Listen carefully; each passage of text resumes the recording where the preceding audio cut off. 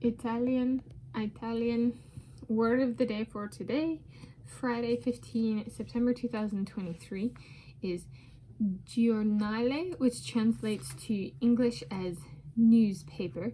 It's a Giornale, kind of like Giorgio. And so it's saying the spelling is Giorgio.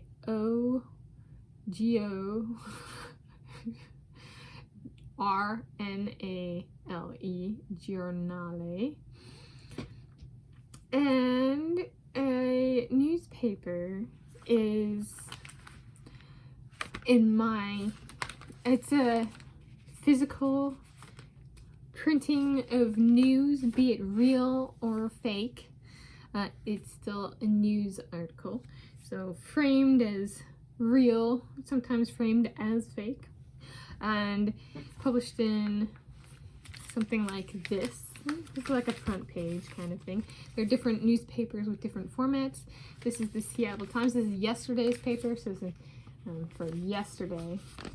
The date, right now, the date was yesterday. And so like there's a pre-pandemic levels. It's assessing where schools are at in terms of scoring relative to before the COVID-19 pandemic.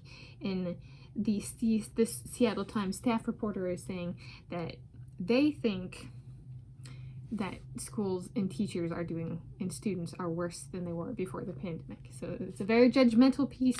Pieces in this paper tend to be very judgmental. It does not have, and then it's something, so I said there's real and fake news. The Seattle Times does not have, is a kind of a perfect one to discuss that with. It doesn't have a reputation as reporting fact or nonfiction. Even my own personal experience, I won a swimming race in high school, and they printed the results in the Seattle Times from that swim meet, and they published my time wrong. They said I was slower than I was, which is technically defamatory, and at the time I was like, man, I'm so pissed off. It's a good thing I don't have a bunch of money because I would sue, right? You know, like they said I was 0.2 of a second slower than I was. They made it about like Taylor Swift and my sister. They like the number 1989, so they said I finished in 1 minute 19.89 seconds when really it was 1 minute 19.69 seconds, which matters in speed sports because 0.2 of a second, if somebody brought the world record down 1/100th of a second at a time, or about that, then that would be 20 distinct world records, 20 different world records without having to tie, approximately. So, which matters, and they don't have an appreciation for that, and like truth and veracity of fact. This is not a shining example of that. It's independent and locally owned is kind of its mantra. However, it does outsource a bunch of its articles. So sometimes there are articles written by the Seattle staff. I suppose I should put this in my COVID-19 pandemic chronology playlist. It's also curious, they don't actually mention the pandemic being over. So this is the COVID-19 pandemic. It was declared over on 5 May 2023 by the World Health Organization.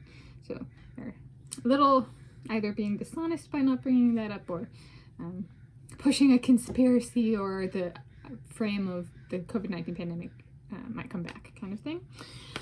And then, so is there anything, and I think, so newspapers have kind of gotten a rap of like going out of style and stuff. Ooh. Is there anything I want to see? Nonfiction? Perhaps the only nonfiction headline they will ever publish will be the Nobel Prize moves to Fort Lauderdale, Florida.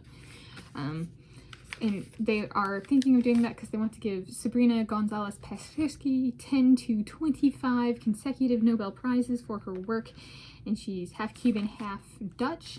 And Sir Alfred, Dutch is by origins, but it was like via Poland.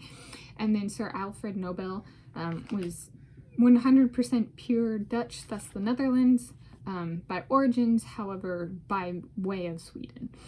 And so they're like, since they have put it in Sweden, the Nobel Prize in Scandinavia, they're like, maybe it's time to take it closer to home. But since Gonzalez-Pasterski, Sabrina, is half Cuban, they're like, maybe open it up to be more inclusive by the location. So they're thinking of moving it to Fort Lauderdale, Florida.